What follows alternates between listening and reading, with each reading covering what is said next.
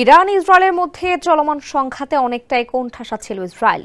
তেহরানের একের পর এক মিসাইল হামলা ঠেকাতে নাস্তানাবুদ ইসরায়েলের আকাশ প্রতিরক্ষা ব্যবস্থা। চরম আতঙ্কে দিন কাটাচ্ছে দেশটির জনগণ। এরই মধ্যে নেতানিয়াহুর ডাকে সাড়া দিয়ে শেষ পর্যন্ত ইরানের পারমাণবিক কেন্দ্রে হামলা চালালো যুক্তরাষ্ট্র। আর তাতেই পুরো মধ্যপ্রাচ্যের পরিস্থিতি যেন নিমিষেই পাল্টে গেছে। মুসলিম দেশগুলোতে থাকা যুক্তরাষ্ট্রের সকল ঘাঁটিতে সতর্কতা জারি করা হয়েছে। বিশেষ নিরাপত্তা নেওয়া হয়েছে সকল আমেরিকান স্থাপনায়ও। তবে ইরানে যুক্তরাষ্ট্রের হামলার পর সব থেকে আতঙ্কে আছে ইসরায়েল নিজেই। যুক্তরাষ্ট্র ইরানে হামলার পরপর ইসরায়েলে উচ্চ সতর্কতা জারি করা হয়েছে। ইসরায়েলি প্রতিরক্ষা বাহিনীর হোম ফ্রন্ট কমান্ড সব স্কুল, গণজামায়াত নিষিদ্ধ করেছে। ওয়ালটন আবারো মিলিয়নিয়ার অফারে ওয়ালটন ফ্রিজ কিনে আপনিও হয়ে যেতে পারেন মিলিয়নিয়ার। অতি প্রয়োজনীয় কাজ ছাড়া সাধারণ মানুষকে বাইরে বের না হতেও নির্দেশনা দিয়েছে তারা।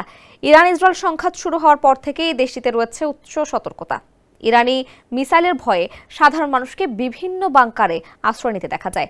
এমনকি কিছুক্ষণ পরপরই ইসরায়েলের বিভিন্ন এলাকায় সাইরেন বাজতে শোনা যায়।